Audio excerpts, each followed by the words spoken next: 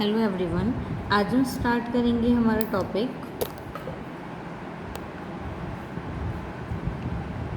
Tangential and normal acceleration. इसके अंदर कुछ क्वेश्चंस मैंने इससे प्रीवियस वाले वीडियोस में कराए थे, है ना। उसी सीरीज़ को कंटिन्यू कर रहे हैं। तो तुम्हारा क्वेश्चन है, a particle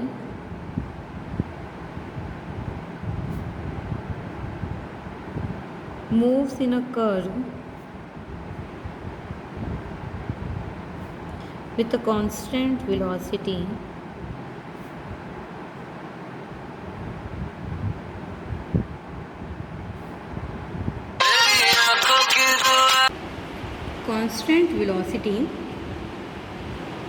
v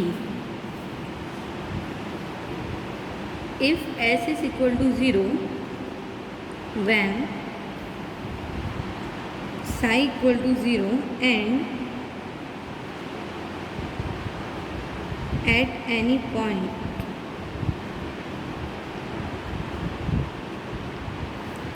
its acceleration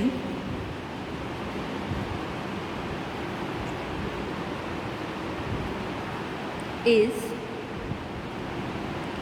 v square c upon s square plus c square, then prove that the curve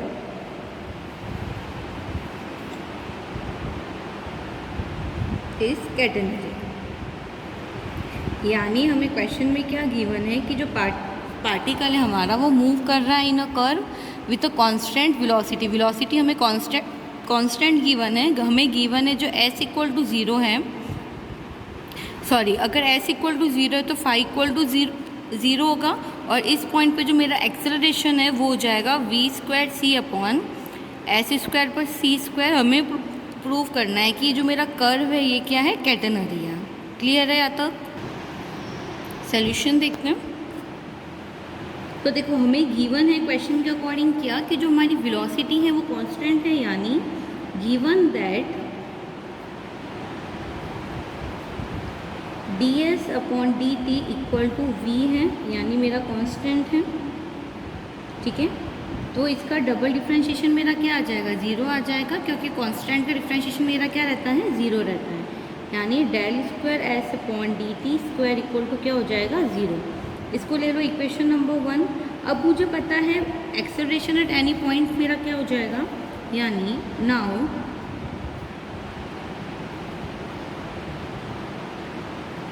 acceleration at any point,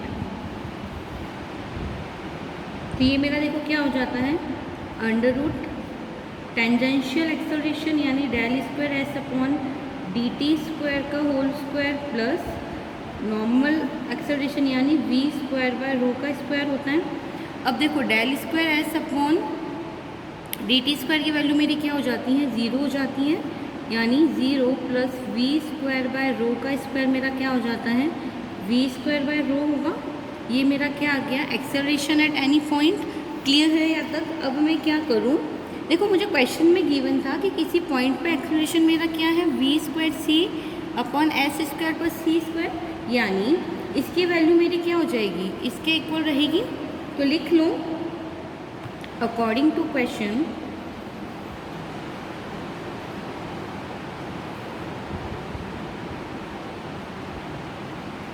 acceleration at any point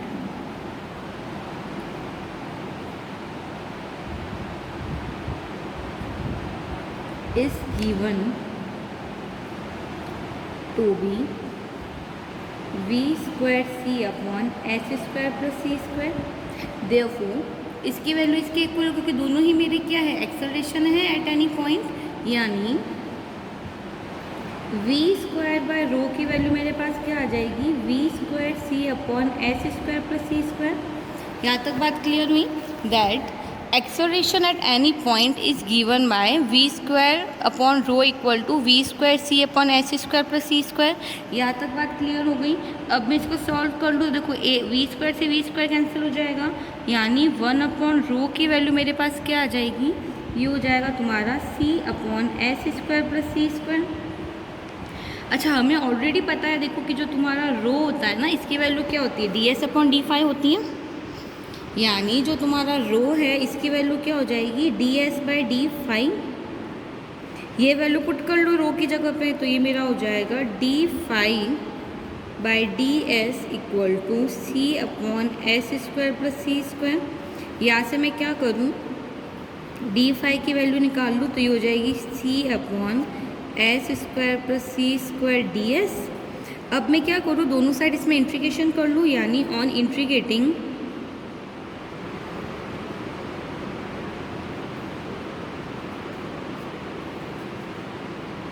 phi की वैल्यू क्या हो जाएगी, tan inverse s/c plus a। इसका मैंने differentiation किया तो ये मेरा क्या हो जाएगा, tan inverse s/c plus a, जहाँ पर a मेरा क्या होगा, इंटीग्रेशन कांस्टेंट होगा, यानी where a is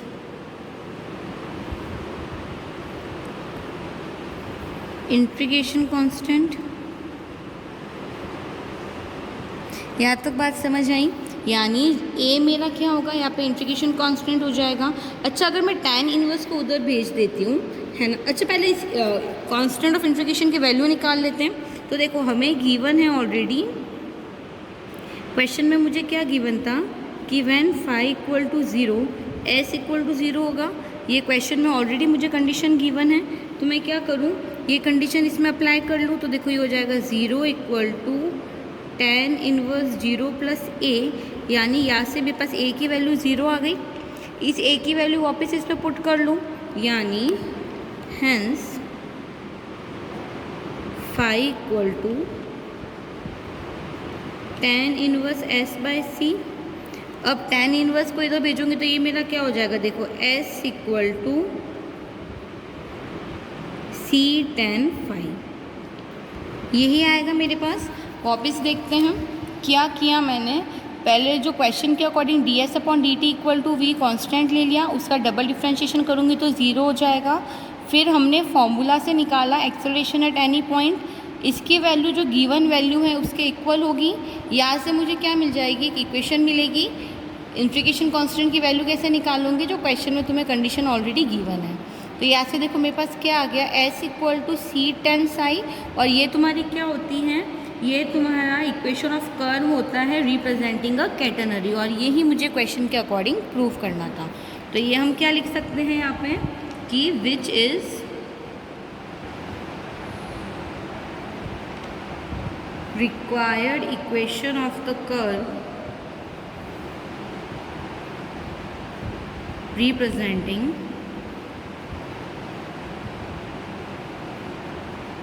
a catenary. So I hope ये क्वेश्चन सभी को समझ में आ गया होगा। नेक्स्ट क्वेश्चन करते हैं। क्वेश्चन है तुम्हारा कि a point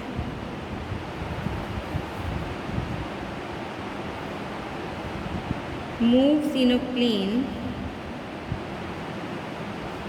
curve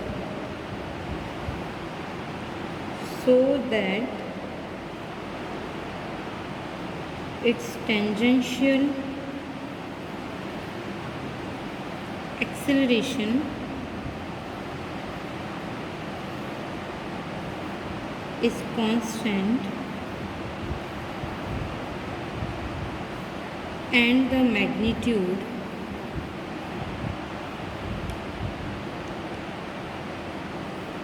of tangential velocity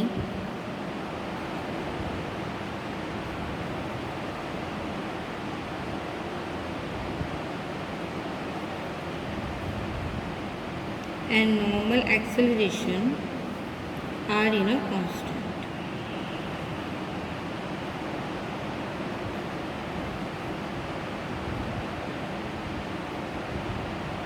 हमें बताना है, यानी शो दैट द इंसेंट्रिक equation of the path is of the form, यानी हमें क्वेश्चन में क्या गिवन है कि जो तुम्हारा कर्व है उसका टेंजेंशियल एक्सेलरेशन तुम्हारा कांस्टेंट है ना। और जो तुम्हारा टेंजेंशियल वेलोसिटी और नॉर्मल एक्सेलरेशन है उसका जो तुम्हारा रेशियो है वो तुम्हारा क्या है, कांस्टेंट है। ठीक है, तो हमें बताना है कि जो उसका इंसेंट्रिक इक्वेशन ऑफ पाथ होगा वो होगा in the form of S equal to a psi square plus b psi plus c. Question clear है कि एक पार्टी का एक पॉइंट है तुम्हारा जो मूव कर रहा है in a plane curve so that its tangential acceleration is a constant and the magnitude of tangential velocity and normal acceleration are in a constant ratio. हमें बताना है that the eccentric equation of a path is the form of a psi square plus b psi plus c. तो देखो सबसे पहले जो हमें question में गिवन है हम वो सब लिख लेते हैं। तो देखो क्वेश्चन के according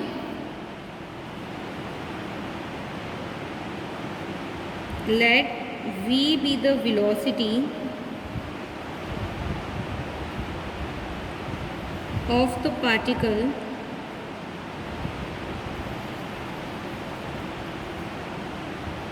at time t। v क्या है मेरा, वेलोसिटी है of a particle at a time t। Then it is given that, question के अकॉर्डिंग मुझे क्या गिवन है कि जो तुम्हारा टेंजेंशियल वेलोसिटी है यानी टेंजेंशियल वेलोसिटी अपॉन जो नॉर्मल एक्सेलरेशन है तुम्हारा उनका रेशियो क्या है, कांस्टेंट है, जिसको मैंने मान लिया c1। अब मैं क्या करूँ, टेंजेंशियल वेलोसिटी और नॉर्मल वेलोसिटी एक्सेलरेशन की वैल्यू पुट अप कर लूँ। तो ये मेरा हो जाएगा tangential velocity v upon normal acceleration यानी v square by rho equal to c1 है। यहाँ से मुझे क्या मिल जाएगा, rho upon v equal to c1। अच्छा, रो की वैल्यू हमें पता है क्या होती है, ds बाई डी फाई, और v की वैल्यू क्या होती है, ds बाई डी टी। दोनों वैल्यूज़ पुट अप कर लो तो ये मेरा हो जाएगा ds by d phi upon ds by d t equal to c1। यहाँ से तुम्हें क्या होगा, dt बाई डी फाई मिल जाएगा। That means dt by d psi equal to c1। इसका दोनों साइड में इंटीग्रेशन कर लूँ यानी ऑन इंटीग्रेटिंग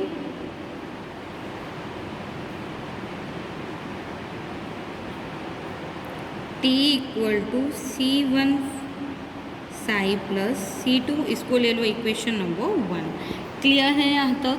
देन हमें ये भी तो गिवन है that dv upon dt equal to क्या है तुम्हारा, कांस्टेंट है, जिसको मैंने मान लिया कोई कांस्टेंट a। यहाँ से तुम्हें क्या मिल जाएगा, v equal to A t plus b on integrating. ये देखो ये हो जाएगा तुम्हारा dv a dt, इसका इंटीग्रेशन कर लो तो मुझे क्या मिल जाएगा, v plus a t plus b. B तुम्हारा क्या है, कोई कांस्टेंट लगेगा। अच्छा, v की वैल्यू तुम्हारी क्या थी, ds बाई डी टी थी, यानी ds by d t equal to A t plus b हो जाएगा। अब इसका मैं वापस इंटीग्रेशन कर लूँ यानी ऑन इंटीग्रेटिंग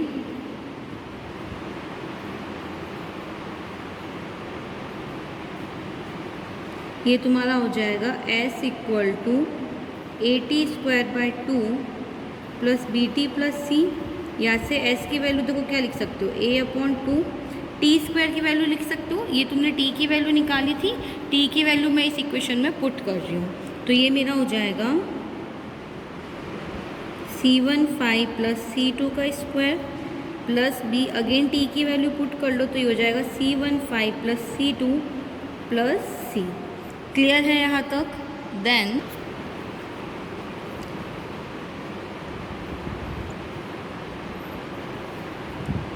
अब देखो क्या कर सकते हो, जो स्क्वायर वाला ब्रैकेट है इसको ओपन कर लें।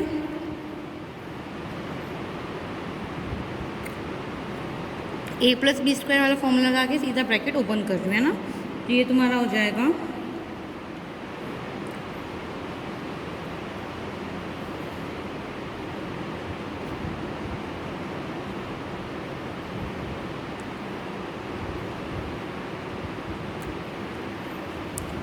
ब्रैकेट ओपन करूँगे, फिर फाई स्क्वायर, फाई और कॉन्स्टेंट हमको अलग करूँगे। अच्छा, ये देखो ये पूरा एक कांस्टेंट है तुम्हारा, इसको मैंने मान लिया कांस्टेंट a। ये पूरा टर्म भी तुम्हारा एक कांस्टेंट है, इसको मान लो b। अच्छा, ये पूरा तुम्हारा कांस्टेंट है, इसको मान लो कैपिटल C। यानी जो तुम्हारा पाथ है वो किस फॉर्म में रिप्रेजेंट हो गया, a phi square plus b phi square plus c। और देखो क्वेश्चन के अकॉर्डिंग मुझे इसको इसी फॉर्म में रिप्रेजेंट करना था। तो आई होप ये क्वेश्चन भी सभी को अच्छे से समझ में आ गया होगा। अब हम नेक्स्ट क्वेश्चन करते हैं। एग्जाम्पल नंबर 6, अ पार्टिकल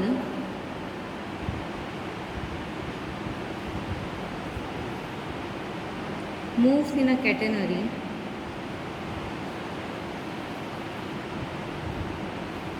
देखो कैटेनरी का कर्व मुझे क्या गिवन है, S equal to c tan phi, ठीक है, and the direction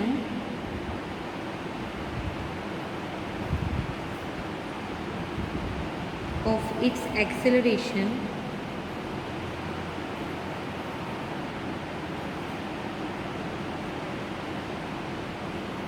at any point makes equal angle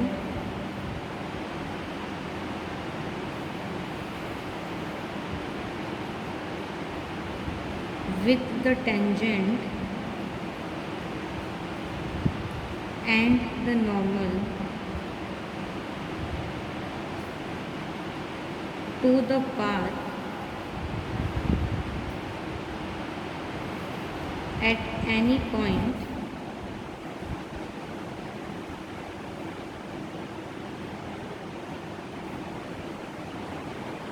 if the speed at the vertex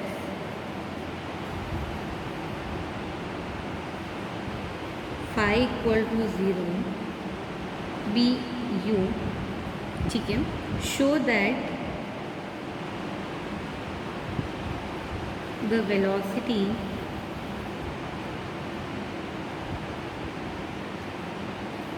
and acceleration at any other point are u e phi and under root 2 by c u square e 2 phi cos square। Question क्या बोल रहा है मुझे, that a particle moves in a catenary S equal to c tan phi and direction of its acceleration at any point makes equal angle with tangent and normal to the path at any point if the speed at a vertex be u। हमें बताना है that velocity and acceleration at any point are u equal to e phi and acceleration क्या है, under root 2 by c u square e to the power 2 phi cos square phi. इसका solution देखते हैं। तो question के according मुझे क्या given है, it is given that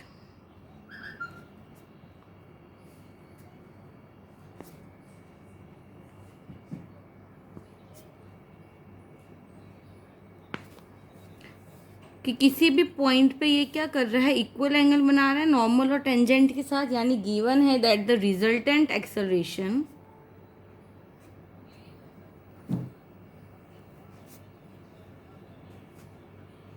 at P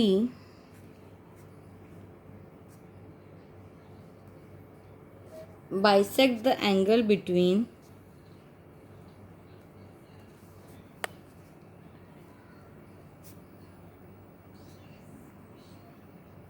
tangent and the normal। यानी जो हमारा टेंजेंट एक्सेलरेशन है वो नॉर्मल एक्सेलरेशन के इक्वल होगा। दैट मीन्स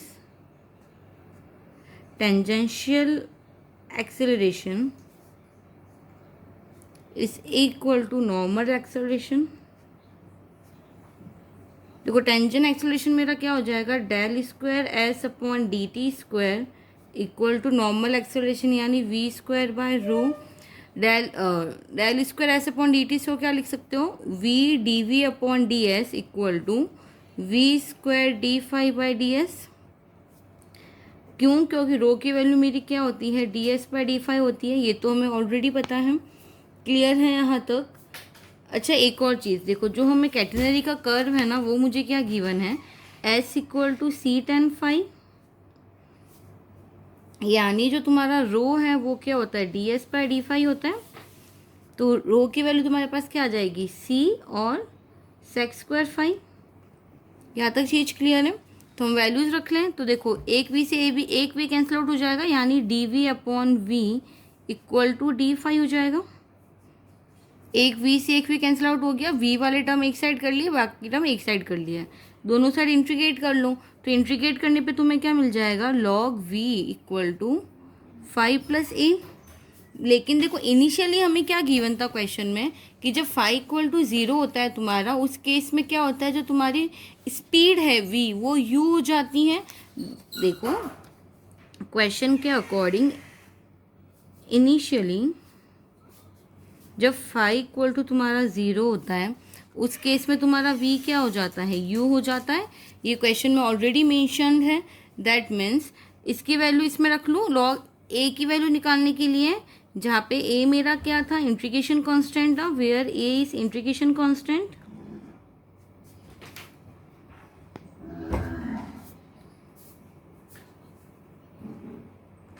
तो देखो इसकी वैल्यू मेरे पास क्या हो जाएगी,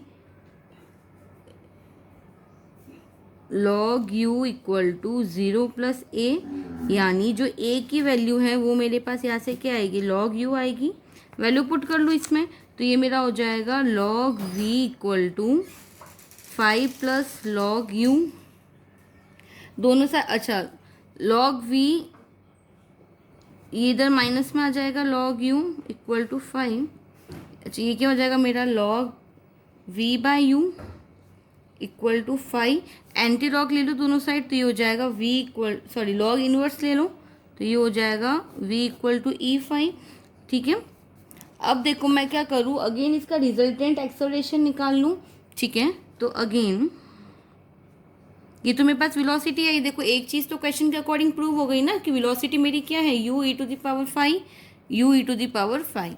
अगेन मैं इसका रिजल्टेंट एक्सेलरेशन निकाल दूँ, तो अगेन रिजल्टेंट एक्सेलरेशन ये मेरे पास क्या हो जाएगा, under root d square S upon D T square whole square plus we square by rho square.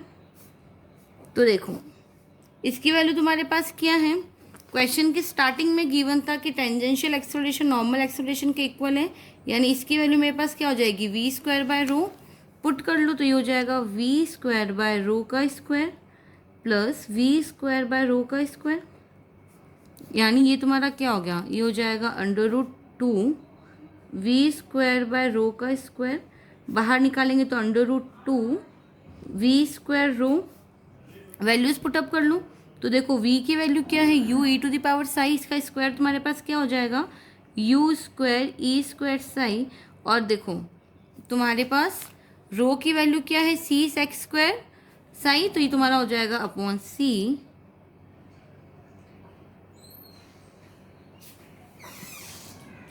Sec square psi, और ये हो जाएगा under root to your u square e to the power two phi upon c sec square phi. ये जब ऊपर reciprocal में जाएगा तो वन अपॉन सेक थीटा क्या होता है, कॉस थीटा होता है। तो ये तुम्हारी वैल्यू बन जाएगी, तो ये हो जाएगा कॉस स्क्वायर साई। और देखो क्वेश्चन के अकॉर्डिंग मुझे यही प्रूव करना था, जो इसकी वेलोसिटी है वो मेरी क्या हो जाएगी ये, और जिसका एक्सेलेरेशन है वो मेरा आ जाएगा ये। सो आई होप ये क्वेश्चन सभी को अच्छे से समझ में आ गया होगा। इसके एक दो क्वेश्चन रह गए, वो मैं इसके नेक्स्ट पार्ट में कराऊंगी। Thank you so much.